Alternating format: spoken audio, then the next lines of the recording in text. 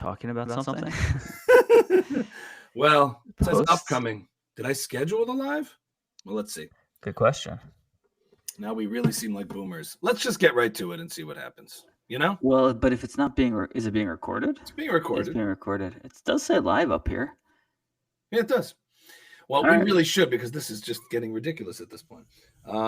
Check Twitter, checking Twitter. Thanks, everyone, for joining us here. Ami's House Live debut episode. We couldn't do it any other way. There's too much craziness going on in the world. And this is our first attempt, even though we look like baby boomers, to be talking live. Michael. Ami, as you said, the world looks to us for answers. Obviously, in times of crisis, as has become the pattern now, they need our guidance. They need our insight. And I think I want to meet that responsibility. Ami, how long have you been planning this with Israel? Well, I was on the phone with Udi and Shuki last night, and we talked about it. You know, apparently. Ami, don't tell anybody, please. From what I heard, don't tell anyone. Please don't tell anybody. Don't post about it, okay? Do not post. Nothing until wait until today, then you post, okay? In like 6 weeks, we're going to do something. Don't, please. You know, of all the things, when you hear things, all the things going on, everyone's talking about the different intel and information they're getting in this crazy vacuum of stuff. Like, this has been like 20 years planned in the making, this whole operation. I'm sure. The way the pagers was like a decade in the making. Yeah. Well, apparently, from what I've been seeing, by the way, just a little disclaimer. Mm-hmm. Ami and I are just two friends talking. We don't have the information or the answers you need. But if you want to join us and just decompress a little bit, because last night was pretty tense. כן, עכשיו בלייב. I'm putting the message with my. Okay, that's all I'm going to say. Okay. רק בארץ? Okay. Michael, we have to shut it down. Netanyahu, if you're listening and you want to know, you need to know what to do next, just listen. We're just talking, so yes. Enjoy with us, listen with us. And I just think some people the feedback I'm getting, lately is people appreciate us being able to unpack the way we're feeling in a way that's relatable to them, and that's as far as it can go. That's what we do. We unpack. We want. I mean, I saw Argo, and I'm sure you did too. So we kind of have a sense of how this is all going down. So, and I'm just gonna relate what I've heard. I've already listened to a couple of podcasts about it. I heard that they've been practicing this out in the open, these like formations and refueling, and it's sort of been this open secret. And Iran's weakness here is they just didn't think Israel would ever pull the trigger, but everyone knew this was imminent and possible. Well, let's just rewind a bit and give some context. First of all, like the way. The best things I can speak on is sort of watching how this whole Twitterverse and online world over the last 18 months covering Israel-Gaza, all the sides of it are sort of reacting to it. And it's all like, there's some shameful, really just despicable, astonishing takes that are coming out and revealing themselves as to like what the truth has been along. And we were going to do a podcast of how there's been this tipping point and how the truth that underpins all of these actors and all of these political sort of cultural corners reveal themselves as to what they're really about. And one thing is revealing profound ignorance about the region, and we can get this to the specifics, and also just understanding like my first initial reaction, first of all, is looking at like that sort of libertarian isolationist part of this that's influenced a lot of sort of the right that's become very cynical and jaded about neocons and all that kind of stuff and getting involved in foreign wars. I get a lot of those arguments in general, but you get to see now this real revelation of where people really stand. And I'll get really specific here. Yeah, it's like there's a difference between not wanting America involved in foreign wars and wanting a particular actors involved in that war to lose. In other words, there's a difference between saying, I don't want foreign aid, I don't want America involved. But that's very different than saying, I want Israel to lose against Iran and Israel should be condemned. It's very different to say, does Iran pose a threat to the United States? Interesting case. Let's talk about it. Does Iran pose a threat to Israel? Undeniably. And it's amazing to see that libertarians out there in the isolationist libertarian movement are so vocal and quick to condemn America when America gets attacked, or Israel when it gets attacked, as the big provocateurs, the meddlers in the region that invite this antagonism, that invite this animosity against it. But when the terroristic repressive regimes act suddenly or are attacked, that's pure aggression.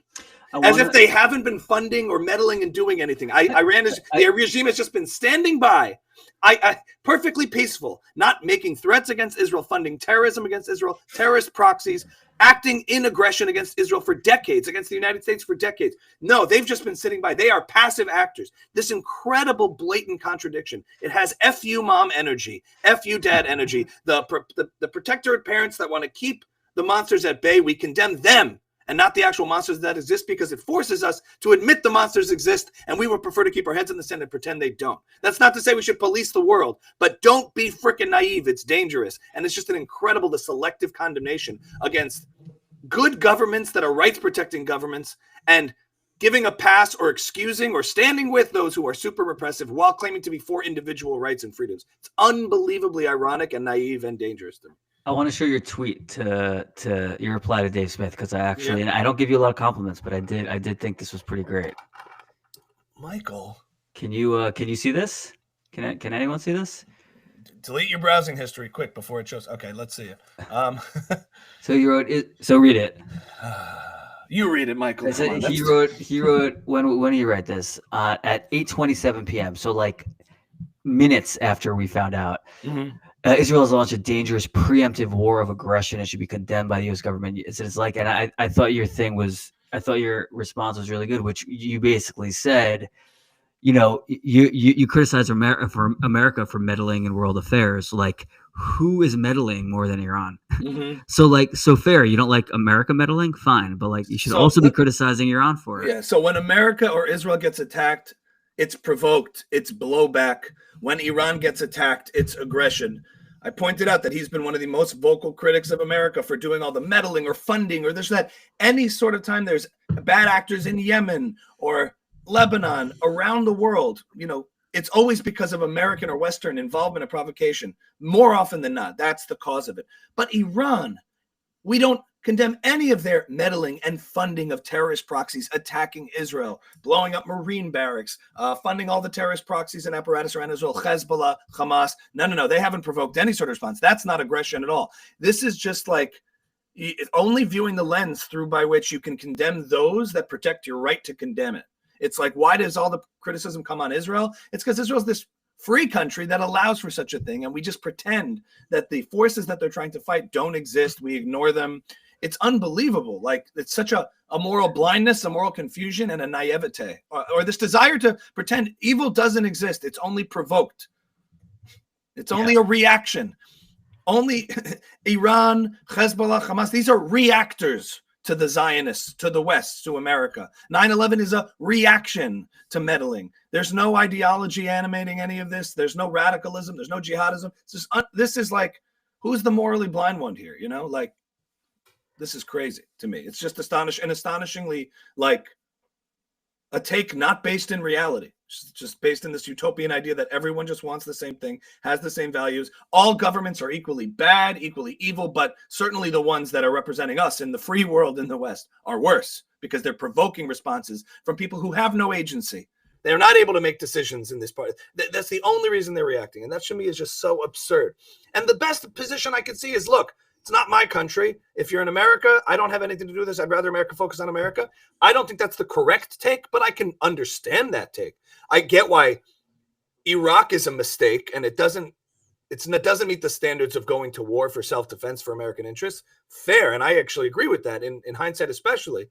But that doesn't mean that every single war doesn't meet that standard, or every single entanglement shouldn't involve isn't about American interests. It's just like insane. And then to say, I want Israel to lose, not I wish her well. It's the same thing that's going on with COVID. Like, a lot of people felt betrayed by COVID and lost their trust in the institutions, and so now nothing matters. Yes, no experts are right. Yeah, nothing can be real. You can't trust anybody. Mm-hmm. I want to bring up Saagar Enjeti's bring that up too. Tweet. Did you see it? Yeah. What I'm talking about? I do. Before I forget, there was another point though that is I forgot what I was going to say. It was just about like the idea that it's like wanting Israel to wishing they lose, blaming them for all of the problems. This is just unbelievable. Here, what's Saagar Enjeti's tweet? Let's get. So he wrote. This is the other reaction.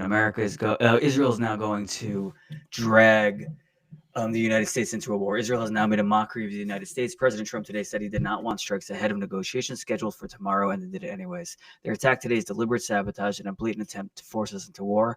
We must resist. So this was retweeted by Martyr Made, which we'll talk about in a second. Yeah. To prove it, just wrote retard. Keep going. Classy Dave. No, this other narrative that like America and that Israel is acting on its own. There's no corroboration. There's no cooperation. This wasn't sort of perhaps some sort of plan, but even bigger than that, the idea that America can get dragged into anything it doesn't want to be into. Like I think Trump himself said, like, America won't get dragged in. I think he said this on Air Force One. Like, America will lead anything it does. Like, Israel's not dragging America into a war. Yeah, and it also reveals that if we look back, it is such a farce to claim Israel can defend itself. It's just not like this with regard to Gaza. And suddenly, with precision strikes targeting actual hostile actors in the region, precision strikes, Israel is condemned. Pager attacks, Israel is condemned. Don't give me the bullshit that this is about. Your condemnation of Israel and Gaza is that it's disproportionate, that it's indiscriminate, that it's too much of an aerial bombardment. You don't want Israel to defend itself. That's what this comes down to. This means that in 48, you would have said, the 5 Arab armies attacking Israel, they should just defend it. We should stay out of it. In 67, we want Israel to lose. In 73, we want Israel to lose. You are revealing where your positions would have been all of this time. Don't tell me otherwise, because every time it is precise and tactical, still condemned. So you reveal yourself. I got a copy of Ben Gurion's memoirs from, I think he wrote them in the 80s or 90s. And there was this amazing piece where he wrote before they declared the state. The president of the United States called them up before they like declared themselves and said, please don't do this. Please don't do this. It's going to provoke all the Arab nations. You cannot declare a state. Do this, that, and the other, but just don't do that. From the very, very, very beginning, there's always been like, don't do anything. Don't do anything. To the point that if it were up to the rest of the world, Israel wouldn't have even declared itself a state. Yeah. Saagar also has been he's been declaring World War III and regional war since October 8th. Every single thing is going to lead to a regional war. Every single thing is going to lead to World War III. It hasn't yet. It's been a year and a half. I don't see the accountability on their end either for like all of these awful predictions. Yeah. Let's close this tab for a second and get back to it. I think that so it's all those things, and obviously this idea of like Israel dragging America into war, Israel dragged America into Iraq. No one has any agency. None of these other power players have any involvement. It's the powerful Israel dragging everybody into this. And I'm like, it's just insulting. They think we're insulting their intelligence. It's the opposite. You're insulting the idea that there's all of these players and that America, the most powerful military and economy and country in the world, is just at the behest of a tiny one. I'm crapping on Saagar now also because I've been a fan of his for such a long time. He really prides himself on like this sophisticated understanding of geopolitics because he like interned at the CIA for 2 weeks before he like had his own YouTube show. But like, yeah, it's so unsophisticated. It's so surprising by these smart people who are successful and do this day in, day out, like how unsophisticated they could be about it. And I would love to unpack with somebody, regional expert on Iran who knows the details of to the extent by which, to me, the argument against going to war with Iran because going to war with Iraq was bad doesn't make any sense. Yeah, it's the COVID thing. Imagine you're trying to treat someone with cancer and you think the cancer is located here and that's the source of it. So you treat it, you diagnose it, and it turns out you were wrong. It wasn't here. This wasn't the problem. Later on, turns out all along it was over here, right? And this is where the problem was, right? Do you not treat that once it's discovered because this was a mistake? You let the patient die, even though this made the patient more ill. It was bad. It was the wrong choice. But you're still trying to figure out how to solve this problem. You find the culprit. You find the cause over here. Now we're not going to treat it. Why? Because we did so much damage over here. So we're not going to treat the real problem. in the regime that's been responsible and behind all of this instability in the region, that's been funding terrorism, that makes threats against Israel on a daily basis. There's a clock in Tehran that counts down the days to destroying the Zionist entity. So even if you can make this case that America's not involved or a direct threat, there's no question Israel is. So the fact that Israel should be condemned for acting in its own self-interest to defend its country against nuclear annihilation. Apparently what happened was, from all the different sources you're reading and like finding out, it's like, what is the tipping point? Like, why now? What has changed? And I don't know what you've heard. I've heard about not just uranium enrichment, but that they were now like between ballistic missile capabilities and uranium enrichment, we're going to be able to create have like 9 atomic weapons, something along those lines. But this is a hard case because preemption is always falsifiable, right? You can always say it's always hard to prove what would have happened if you didn't do this. You can always say like, preemption. It's like you can't wait until things are too late. And Israel has a history of preemption. People confuse that with aggression. But when you have a hostile regime that's making threats against you, you don't have to wait to die to act. It's like everybody knows this. I heard that they actually had begun building a nuclear bomb. Like the bomb was being constructed. They have assets all over Iran, the spy operations. They apparently also, a part of this operation, they had built like drones and trucks and things that have like drones that went up in within Iran. Within Iran, Right, they built them. Yeah. They were all there, Yeah. and they also I think back about a year ago, they took out all the defensive capabilities. They took out all the air defense. If you're undercover for the Mossad in Iran, do you ever like get to go home, like for a weekend? Are you just there? And then, you know what I'm saying? Like, do you come home and are like, where have you been? And you're like, I've been to the library. Maybe you have an Iranian wife and family. I have no idea. I want to know. But if there are any live assets in Iran that want to talk to us, please comment. If you look at Iran pictures like 30 years ago from Iran, where people are modern, they're not covered. It's a much more secularized, much more open society, much more free place. Then the Shah falls. The Iranian regime takes over, becomes the Islamic Republic of Iran. The mullahs take over. You now have the crown prince, the Shah's son, whose son just married a Jew, by the way, whose daughter just married a Jew.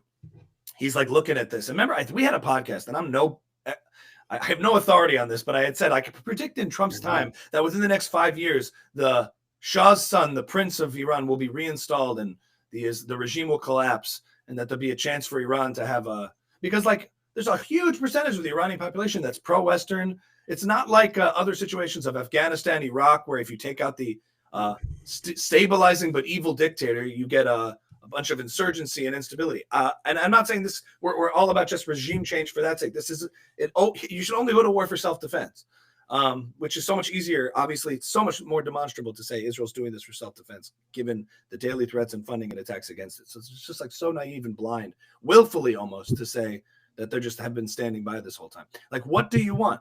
Like, don't pretend to me this is about foreign aid and foreign entanglements. If you're in America, that means you've wanted Hezbollah to succeed. You want Hamas to succeed. You want Iran to succeed. Because when Israel fights back, you're offended. The precision strikes, there's hotels with the Iranian Revolutionary Guard where it went through a wall into an apartment. Only that apartment's blown up and the rest of the building's still standing. And you're offended. You're saying it's wrong. What's your standard here? What's your standard? Crazy, by the way, if that's true. Yeah. Were they with their families? Do you have any idea? No clue. Think so? I don't know.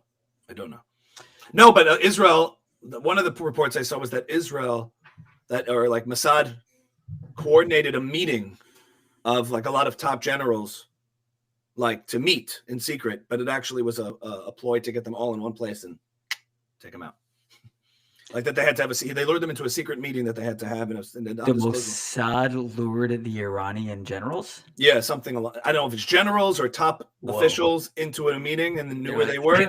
Sounds like there'll be pizza served in the break room. Yeah, it's just something. There's going to be all this investigation, and it's going to come out like how sophisticated and complex this was. But one of the ways was getting everybody into one place, thinking they were in some top secret facility location or whatever.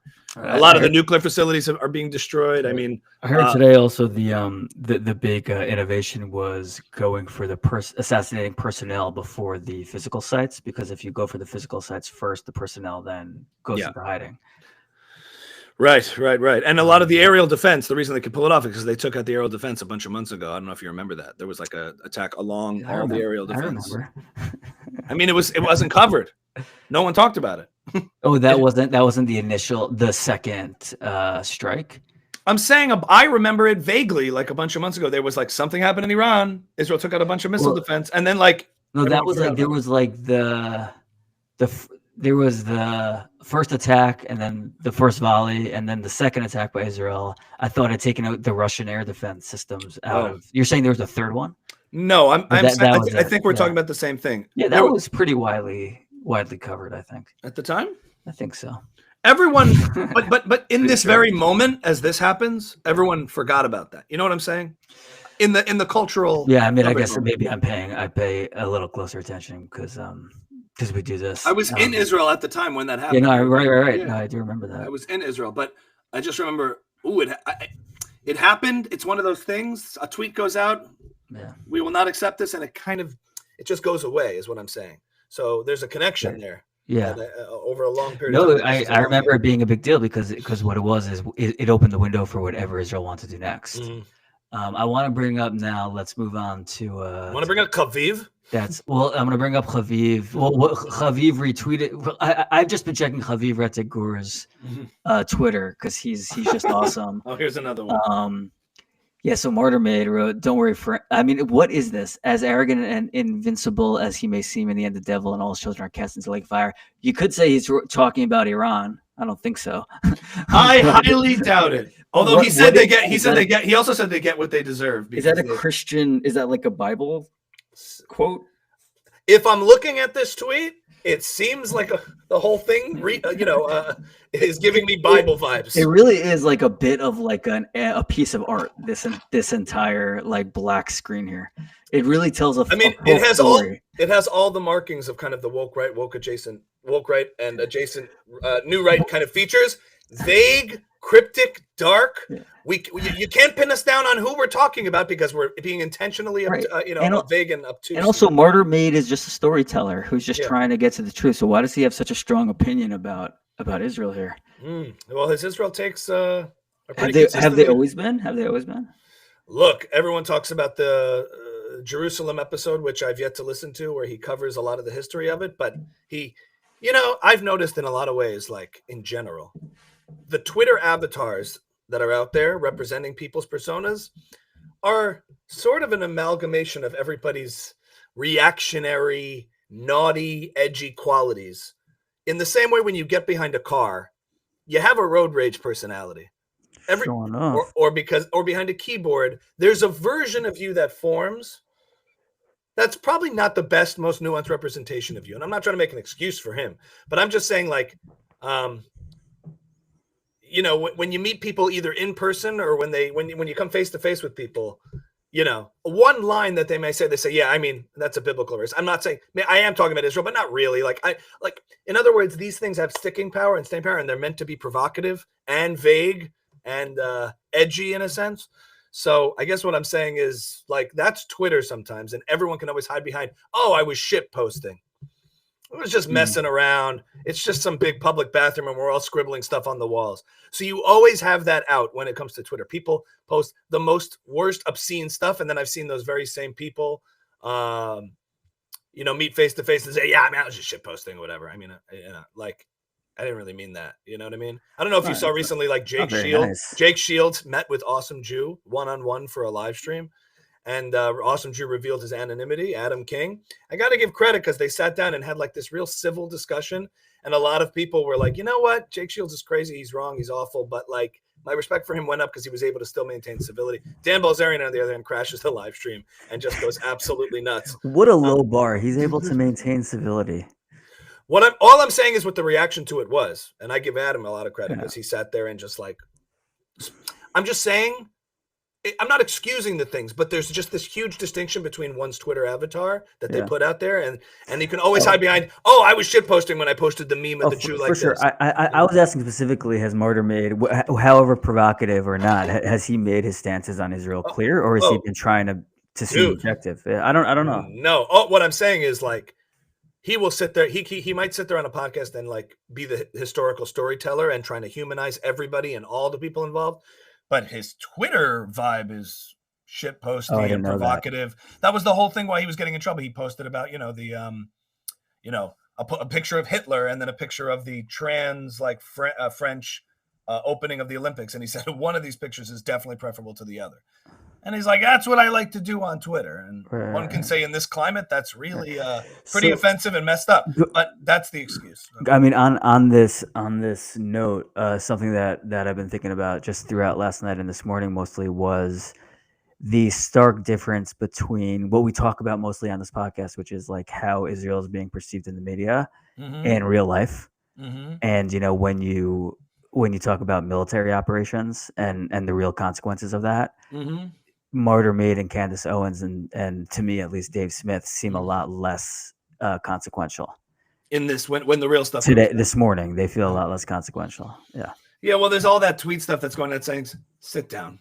Guys, hush, hush. You be quiet now. Real stuff is happening. And at the end of the day, what's less consequential is the fact that it's very easy to have all of these takes when you're sitting across an ocean, pointing a finger, and most of your life, has nothing to do with it. And you're not really connected to it. And you don't have friends involved in the conflict. You don't have friends in the region. You don't have family in the region. This highlights the difference between those of us on, call it the pro-Israel side, who are very much connected to what's going on in a very familial, direct way, knowing friends and family in the IDF, friends and family who are now in bunkers, in shelters, fighting this war. It's a very different connection. It's a very personal thing, rather than people who can just, make their condemnations and then go, perform, live, hang out, eat lunch, whatever. It really is just a mechanism by which to either flaunt virtue or whatever. I'm not saying they shouldn't have takes and discuss these things. These are important conversations to have.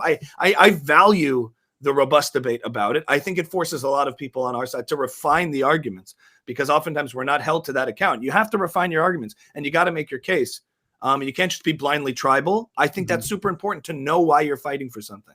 And nothing makes you more aware of why than your critics.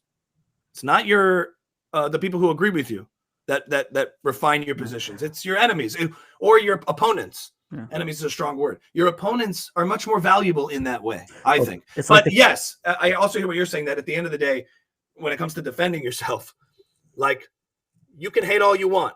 We have to do what we have to do. And it also, to get metaphysical now, which I don't think you'll appreciate, but you could talk about it probably in geopolitical terms or metaphysical, religious terms, but the more strength Israel shows, the weaker their critics sound. I agree. The more trivial. The more trivial and less consequential and influential they feel and sound. So it did feel like 20 of the worst human beings on earth were eliminated last night. Israel, God willing, we'll see what happens. There's a long time ahead, but it feels safer to me right now for the moment. And what Dave Smith has to say seems a little bit less resonant. It all just feels like protest noise. You guys can all scream and yell about it, and Israel will live another day and be stronger. And let's check the chat, Michael. Live chat is coming in. The first one from Simon. Mike looks great. Hi. Finally. There you go. Simon, share us some thoughts. What you think about Ami? Somebody wrote, I literally left shul and thought, what is Ami saying about this? Oh my God, that's sad, but it's okay. Thank you for Shabbat Shalom from the UK. Yeah, that's pretty nice. So we got them right before Shabbos. Yitzi shared is SHARED. What does it mean? Screen is shared. Are we doing something wrong? Or he's sharing? I'm not sure. Someone said the X broadcast isn't working either. I think I saw that. Lick the stream. Lick the stream, I think, means like the stream. So we got them. Oh no, we're here. Okay. We're on X. Yeah, I don't see X. Itzy, thanks for chiming in. A lot from Itzy. So the X stream is not working. I don't know what to tell you. Let's see. It's our first time. There's a link to. All right. So watch on YouTube. We'll post. Rochester 92. Let's see. Somebody wrote. Let's check it here. Some of the generals were on the toilet when they were assassinated, says Isha. Very Game of Thrones. I had a joke about Your sound is double, guys. Strong echo. Oh no. Hey, if anybody's watching, how is the sound right now? Is it doubling? Because that would be bad. Echo, echo, fix your echo. Ugh, that's bad. That always happens on lives. Why is that? doesn't people. Let's see. Right in the chat right now, if anybody's watching, do you hear an echo? Just checking, and we'll get back to the substance. Doing this live feels very different than doing it. Just Does you and it? me. No, not to me. It doesn't. Oh, to me, It feels should. very different. It should. I don't see. I really hope there's no echo. We're trying it for the first time, guys. So bear with us. Hopefully, It's when we mostly record fine. it. Hardly an echo. Thanks, Jonah. There's Jonah. Jonah's a friend. Jonah's a dear friend. Okay, dear friend. Thanks for watching, guys. Anyway, Michael, what else? What else?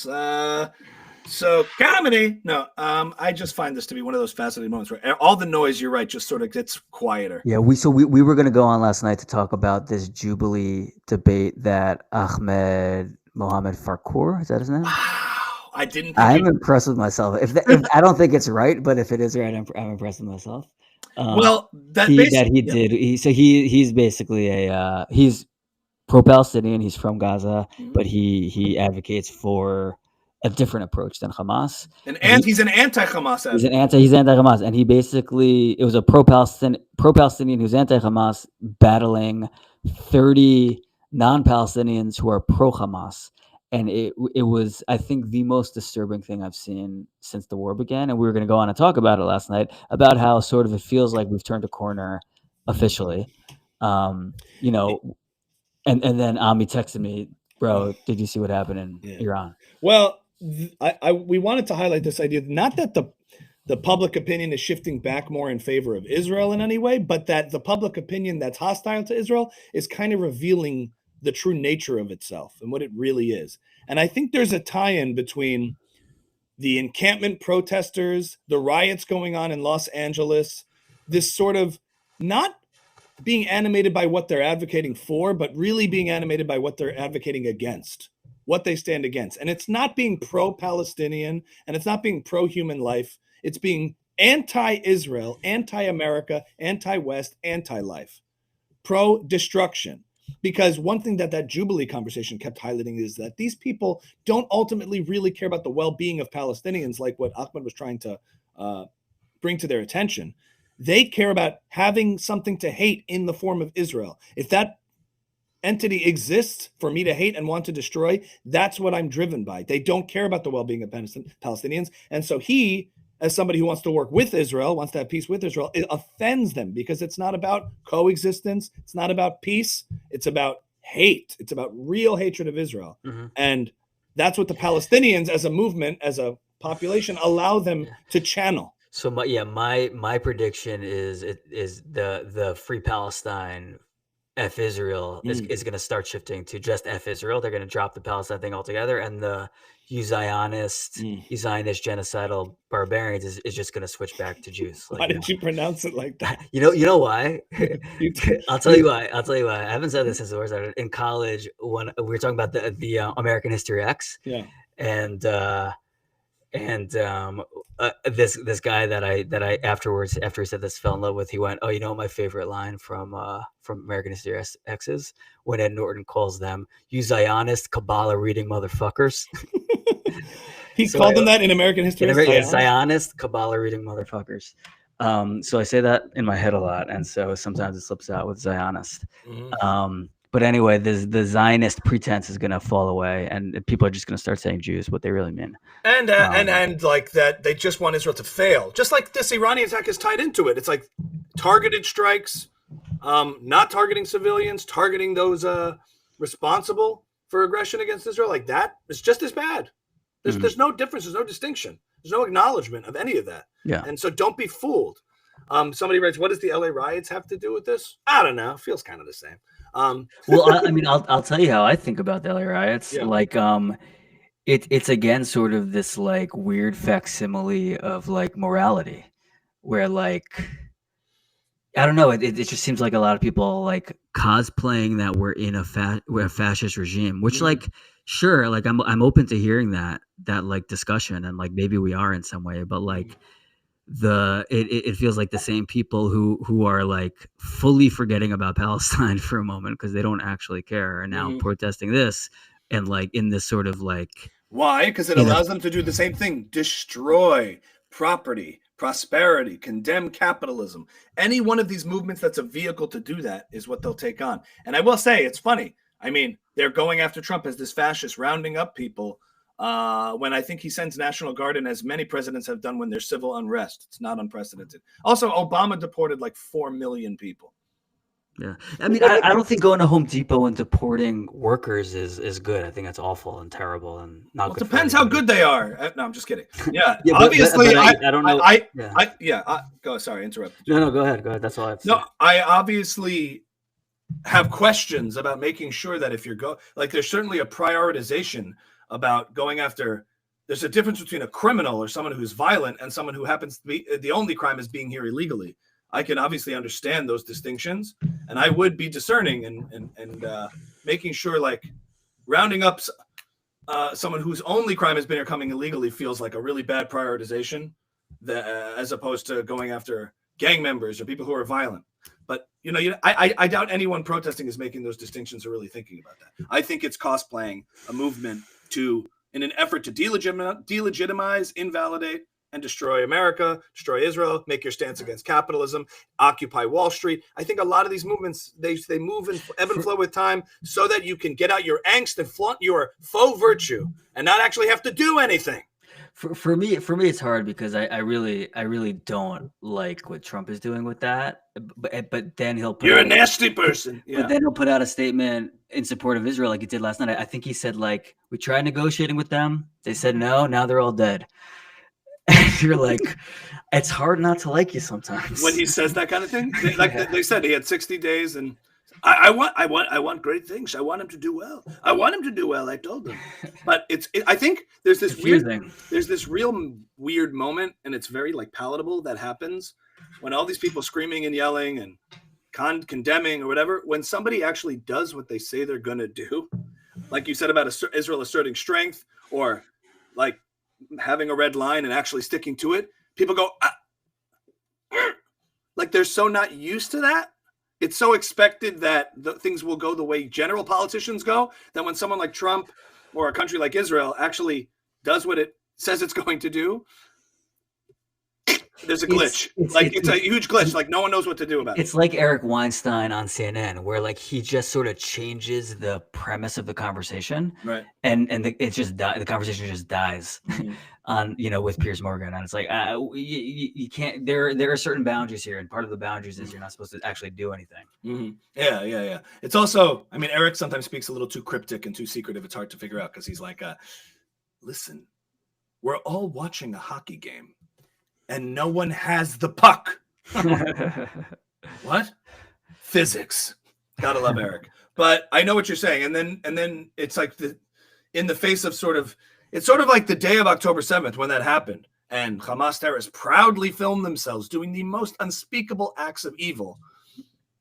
One side that's morally clear, I think, and virtuous, on the right side of it, can condemn it and call it out. And the other side is sort of just like what Melanie Phillips said, they glitch out and go silent. They don't go. they go silent. There's like Melanie said, how it totally shatters that narrative of this. I thought good guys, bad guys. This is how I framed it, and if in order for me to properly get on the right side of this, I have to shatter my worldview. So there's a massive glitch that seems to happen, and that's where it all kind of ties in. It's very obvious what animates all these movements, especially the far left ones. The far right ones are harder to figure out because they're generally speaking pro-military, pro-victory, pro-prosperity. But I think underlying all that is just a resentment and an envy. And when people have issues in their life and there's a choice between blaming others and blaming themselves, they seldom blame themselves. Haviv said something. I recorded a different podcast. I work with this podcast, Wandering Jews, which is good. Everyone should check it out. And it didn't come out yet, but I suppose I can say what he said. It was a conversation about anti-Semitism. And he said something really fascinating where he said, throughout history, all these societies would shit on the Jews to cover up their own problems, but the Jews weren't powerful enough to fight back, and so they oppressed the Jews, and that works for a while. Had to take it. For the first time in history, Jews are powerful enough to fight back, and it's causing everything to short circuit. what it's really going to mean is you're going to have to face your own problems at some point, because the Jews can't be your distraction forever. And so this sort of feels like wait a second, we were arguing about whether or not Israel should attack Iran because we don't want to talk about the real thing for a second. Now that they did it, it's like wait, we still want to talk about that. We don't want to talk about anything else. It's the Douglas Murray thing. You tell me what the Jews are guilty of, and I'll tell you what you're guilty of. Right. And when you have to face yourself, if you're the one who's ripped down hostage posters, if you're the one who is kicking down Grand Central Station, there's definitely something wrong with you, not your country. It could be both. But it's not.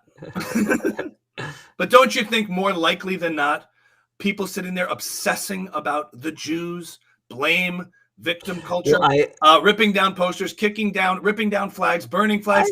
I think there's something wrong with you. I'm a little bit more woke than that. I think there's some real systemic problems. Oh, it's like James Lindsay said. There are problems with our economy and country that are causing people to go crazy and to lash out in that way.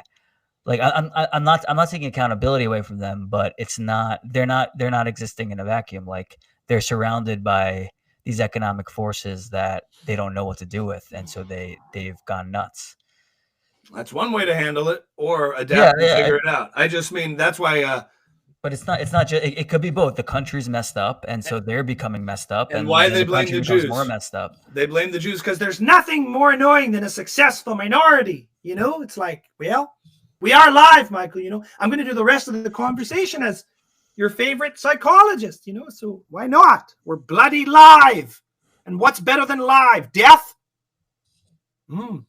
Sorry.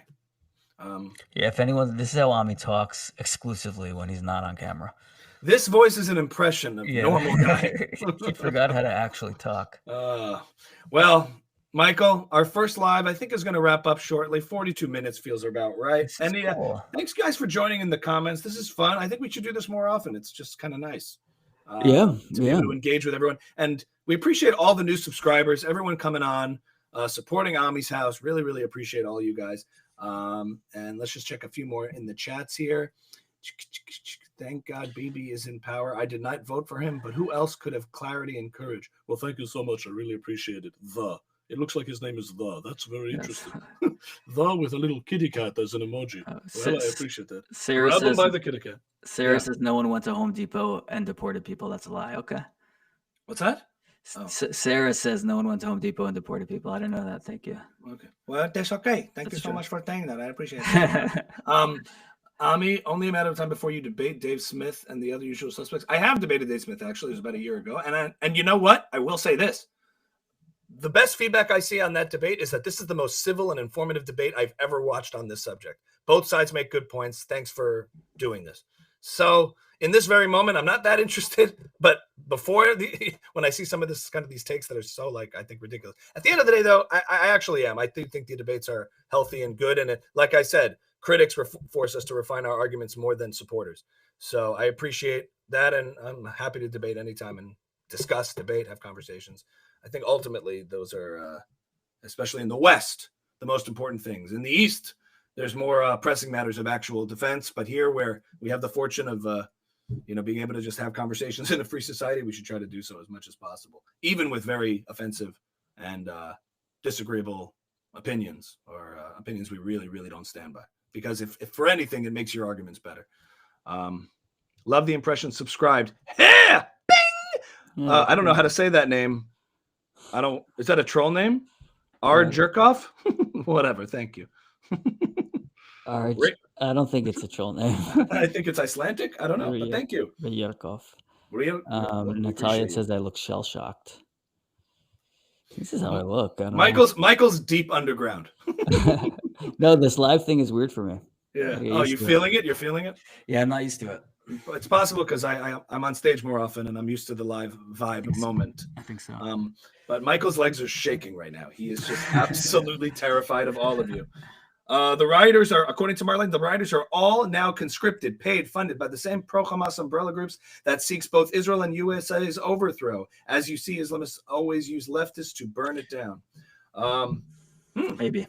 Maybe send me your sources, but I've definitely been seeing that. I see some people posting on social media like, I just got an ad to sign up to protest, $200 show up here. And the Qatari money stuff is real too. Yeah, someone's been emailing me actually trying to get this guy who used to run paid protests. He's like doing a press tour. Oh, Maybe wow. we should talk to it. That's funny. And everyone's calling us shills and paid Zionists, and everyone talks about the actual real undercurrent money. Okay. You guys nail it. Thank you, Natalia. Guys, thanks for watching. This will be up on YouTube. We'll try to put the whole thing up on Twitter because I understand that the Twitter stream did not go through. Yes. We'll try for that. And we appreciate it. Shabbat shalom. Shabbat shalom. We'll see you guys soon. We got a cool episode coming next week. Yes. Shalom al Yisrael. Peace in our time. Thank you so much. We should have peace by fighting those who do not want peace. It's easy to be anti-war when everyone's anti-war. But as soon as someone's not, different story. Thanks for watching, everybody. Amen. Amen. We should have peace. Hashem Yishmor. Take care. Bye.